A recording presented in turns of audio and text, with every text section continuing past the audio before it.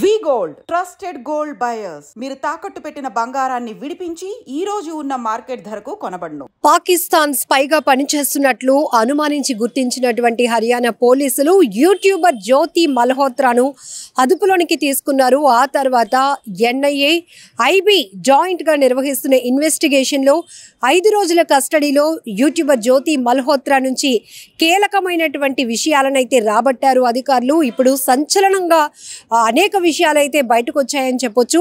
అసలు ఈ జ్యోతి మల్హోత్రా ఒక సాధారణమైనటువంటి ఫ్యామిలీ నుంచి వచ్చినటువంటి ఒక యువతి.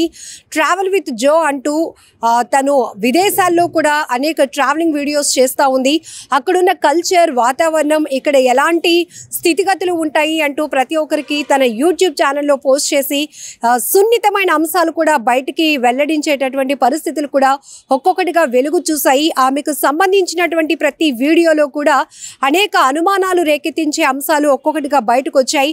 అయితే ఇప్పుడు ఎన్ఐఏ ఐబీ నిర్వహించినటువంటి జాయింట్ ఇన్వెస్టిగేషన్ లో కూడా కస్టడీలో జ్యోతి మల్హోత్రా అనేక కీలక విషయాలను అయితే బయటపెట్టింది. పాక్ భారత్కి సంబంధించినటువంటి అనేక సున్నిత అంశాలను ఐఎస్ఐ హ్యాండ్లర్స్ కు తాను ఇన్ఫర్మేషన్ షేర్ చేసిన మాట వాస్తవమే అని ఆమె ఒప్పుకున్నప్పుడు ఇప్పుడు చాలా సంచలనంగా మారుతోంది, సెన్సేషనల్ గా మారుతోంది. కీలకమైనటువంటి అంశాలన్నీ కూడా చెప్పొచ్చు. అసలు తిను ఎప్పుడు యూట్యూబ్ ఛానల్ స్టార్ట్ చేసింది, ఆ యూట్యూబ్ ఛానల్ స్టార్ట్ చేసిన తర్వాత ట్రావెలింగ్ వీడియోస్ చేయడానికి దేశవ్యాప్తంగా కావచ్చు, అలాగే పాక్ లాంటి దేశాల్లో, చైనా లాంటి దేశాల్లో కూడా ఈమె అనేక వీడియోస్ చేయటం జరిగింది. అంతేకాదు భారత్కి సంబంధించి జమ్మూ కాశ్మీర్లో మన త్రివిధ దళాల యొక్క ఎలా ఉంటుంది, వాళ్ళ పనితీరు ఎలా ఉంటుంది, ఎక్కడ మిలిటరీ వెహికల్స్ పార్కింగ్ చేస్తుంటాయి, ఎక్కడ క్రౌడ్ ఉంటుంది, జనావాసాలు ఎక్కువ ఏ టైంలో ఎక్కడ ఉంటారు అనేటటువంటి కీలకమైన అంశాలు కూడా ఈ ఐఎస్ఐ హ్యాండ్లర్స్తో తను ఇన్ఫర్మేషన్ షేర్ చేసుకున్నట్లు తెలుస్తోంది.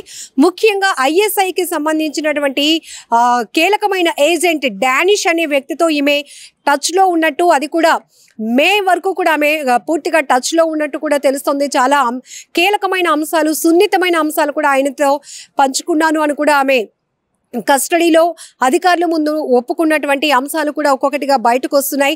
అయితే పహల్గామ్ దాడి తర్వాత మళ్ళీ ఈ డానిష్ అనే వ్యక్తితో ఆమె టచ్లోనికి వెళ్ళింది.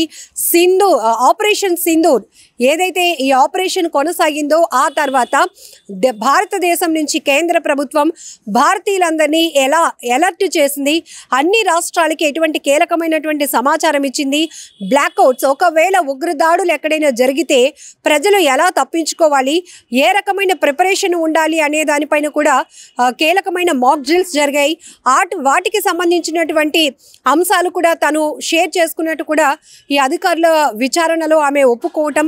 ఇప్పుడు ప్రతి ఒక్కరిని కూడా కలవరపాటుకు గురి చేసిన అంశాలు ఏంటంటే, యూట్యూబర్ ముసుగులో అది ఒక ఫ్రీడమ్గా వాళ్ళు తీసుకుంటూ కొన్ని వీడియోస్ కూడా చేస్తూ ఎలాంటి అంశాలు చూపించాలి, ఎలాంటివి చూపించకూడదు, సున్నితమైనటువంటి అంశాలు ఏంటి, మన దేశ భద్రతకు సంబంధించి కీలకమైన అంశాలను అసలు అంత పర్మిషన్స్ ఎవరిచ్చారు, అంత ఫ్రీడమ్ ఎవరిచ్చారు అనేది కూడా ఇప్పుడు చర్చనీయాంశం అవుతున్నటువంటి అంశాలు. పూర్తిగా జ్యోతి మల్హోత్రాను హర్యానా పోలీసులు అదుపులోనికి తీసుకున్న తర్వాత ఆమె నుంచి కీలక సమాచారాన్ని అధికారులు రాబట్టిన తర్వాత కూడా నెటిజన్స్ ఫైర్ అవుతున్నారు. దేశ ద్రోహి ఈమె, ఖచ్చితంగా ఉగ్రవాద భావజాలం కలిగిన వాళ్ళు, అలాగే ఈ ఉగ్రవాద సంస్థలకు సాయం చేయాలి, కోఆపరేట్ చేయాలి అనుకున్న వాళ్ళు కూడా కఠినంగా శిక్షించాల్సినటువంటి అవసరం ఉంది. ఇలాంటి వాళ్ళని ఎక్కడ ఉపేక్షించొద్దు, క్షమించొద్దు, ఇమీడియట్ గా వీళ్ళకి శిక్ష పడాలి. ఈ శిక్షను చూసి ఇంకొకరు ఎవరు కూడా ఇలా స్పైల్ గా పనిచేయడానికి ముందుకు రాకుండా ఉంటారు, భయపడతారు. మన దేశం పట్ల గౌరవం పెరిగేలాగా శిక్షలు ఉండాలి అనేటటువంటి అభిప్రాయాలు కూడా సోషల్ మీడియా వేదికగా షేర్ చేసుకుంటున్నటువంటి పరిస్థితి. అక్కడ హర్యానా యూట్యూబర్ జ్యోతి మల్హోత్రా అరెస్ట్ తర్వాత కస్టడీలో కీలక అంశాలు బయటపడుతున్నాయి. ఇక్కడ విజయనగరంకి సంబంధించి తెలంగాణ సమీర్ కావచ్చు, విజయనగరం కుర్రాడు సిరాజ్కి సంబంధించినటువంటి కస్టడీలో కూడా కీలకమైనటువంటి అంశాలు ఒక్కొక్కటిగా వెలుగు చూస్తూ ఉండటం సంచలనం కలిగిస్తుందని చెప్పొచ్చు.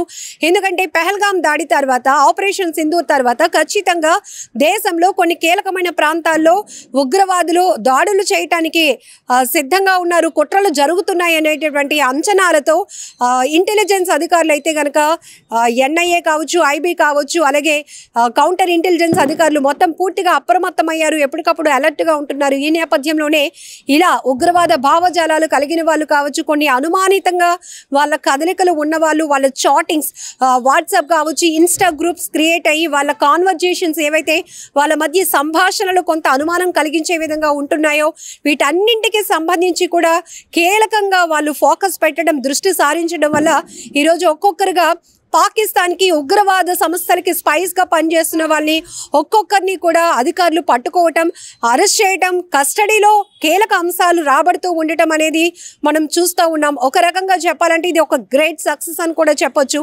ఇప్పటికే దీనిపైన ఏమాత్రం ఒక నెగ్లిజెన్సీ ఉన్నా కూడా పెద్ద ప్రమాదమే పొంచి ఉండేది.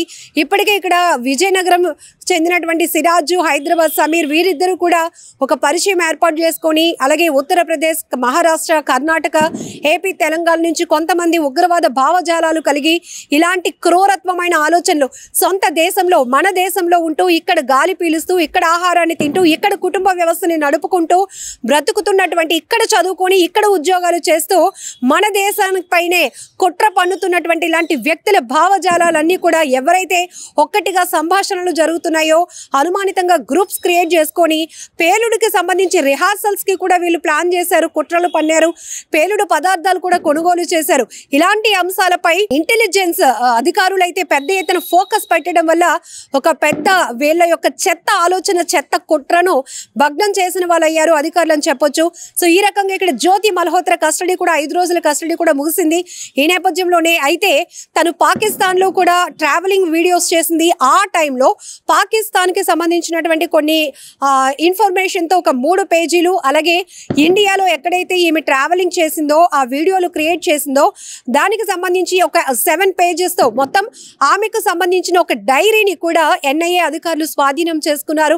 అసలు ఆ డైరీలో ఆమె నోట్ చేసుకున్నటువంటి అంశాలేంటి, ఈ డానిష్తో ఇంకా ఎలాంటి మన భారతదేశానికి సంబంధించి, మన రక్షణ వ్యవస్థకు సంబంధించి, మన దేశానికి సంబంధించి, మన దేశ పౌరులకు సంబంధించి ఎలాంటి అంశాలను వాళ్ళకి షేర్ చేసింది, ఎలాంటి ఇన్ఫర్మేషన్ వాళ్ళకి ఇచ్చింది అనే దానిపైన కూడా పూర్తిగా అధికారులు అయితే ఒక్కొక్కటిగా కీలక అంశాలు రాబట్టడం ఇప్పుడు సంచలనంగా మారిందని చెప్పొచ్చు. సో ఇలాంటి టీమ్స్ ఇంకా ఎన్ని పని చేస్తున్నాయి, వీరంతా కూడా ఎక్కడ ముందు మీట్ పెట్టుకున్నారు, ఎక్కడ వీళ్ళంతా కూడా కనెక్ట్ అయ్యారు అనే పాయింట్స్ పై కూడా ముఖ్యంగా ఇక్కడ జ్యోతి మల్హోత్రాకు సంబంధించి వాళ్ళ తండ్రిని ఎలాంటి ఇన్ఫర్మేషన్ అడిగినా కూడా నా కూతురు ప్రతిసారి ఢిల్లీ వెళ్తుందని చెప్తున్నారు తప్ప ఇలాంటి వీడియోలు చేస్తుందని, ఇలా పాకిస్తాన్కి వెళ్ళిందని, లేకపోతే పాకిస్తాన్కి సంబంధించిన ఐఎస్ఐ హ్యాండ్లర్స్కి మన ఇన్ఫర్మేషన్ షేర్ చేస్తుందనే విషయం కూడా తెలియదు అని చెప్పడం కూడా ఒక రకమైన అనుమానాన్ని కలిగిస్తోంది. ఆ కోణంలో కూడా అధికారులు అయితే గనక దర్యాప్తు చేస్తూ ఉన్నారు. ముఖ్యంగా మల్హోత్రా, జ్యోతి మల్హోత్రాకు సంబంధించినటువంటి కాంటాక్ట్స్ ఏమున్నాయి, ఈమెతో రెగ్యులర్గా టచ్లో ఎవరు ఉంటారు, ట్రావెల్ వీడియోస్ చేసే సందర్భం కావచ్చు, ఈమె వరల్డ్ టూర్ చేస్తూ ఉంటుంది కాబట్టి ఈ ట్రావెల్లో ఎవరు ఈమెకి కనెక్ట్ అయ్యి ఉన్నారు, ఈమెతో ఎవరు ఎక్కువగా ఇంటరాక్ట్ అవుతున్నారు, తన ఒపీనియన్స్ని, తన భావజాలంలో పాలు పంచుకుంటున్నారు అనే అంశాలపై కూడా వారిని కూడా ఇప్పటికే అధికారులు అలర్ట్ చేశారు. ఎవరు కూడా మీరు ఉంటున్నటువంటి ప్రాంతాలు విడిచిపెట్టి వెళ్ళకూడదు అనేటటువంటి ఆంక్షలు కూడా విధించడం జరిగింది. ఈ నేపథ్యంలోనే కొంతమంది యూట్యూబర్స్ని కూడా, అంటే ఈమెతో సన్నిహితంగా ఉంటున్న కొంతమంది యూట్యూబర్స్ని కూడా ఇప్పటికే అధికారులు రిస్ట్రిక్షన్స్ జారీ చేసి వారిని కూడా కంట్రోల్లో పెట్టుకున్నట్లు తెలుస్తోంది. ఏదేమైనా వరల్డ్ ట్రావెలింగ్ పేరుతో చాలా మంది యూట్యూబర్లు అయితే ఏది చేయాలి, ఏది చేయకూడదు, ఏది చూపించాలి, ఏది చూపించకూడదు, ఏది మన దేశ భద్రతకు విఘాతం కలిగించే అంశాలు అని కూడా మరిచిపోయి సున్నితమైన అంశాలను కూడా ఇట్లా రిస్క్లో పెడుతున్నారు. మన దేశ పౌరుల ప్రాణాలు రిస్క్లో పడ్డానికి కూడా ఇలాంటి దేశ ద్రోహులే కారణం అని చెప్పొచ్చు. పహల్గాం దాడికి సంబంధించినటువంటి కొన్ని కీలక సమాచారం కూడా ముందు నుంచి కూడా పాకిస్తాన్ ఉగ్రవాద సంస్థలతో ఈమె షేర్ చేసుకున్న అంశాలు కూడా బయటకు రావటం ప్రతి ఒక్కరిని విస్తుపోయేలా చేస్తోంది. ఖచ్చితంగా ఇలాంటి దేశ ద్రోహులను కఠినంగా శిక్షించాల్సిన అవసరం ఉంది. పెద్ద ఎత్తున ఇలాంటి ట్రావెలర్స్ పైన, ఇలాంటి యూట్యూబర్స్ పైన కూడా ఫోకస్ పెట్టాలని నెటిజన్స్ అయితే డిమాండ్ చేస్తూ ఉన్నారు.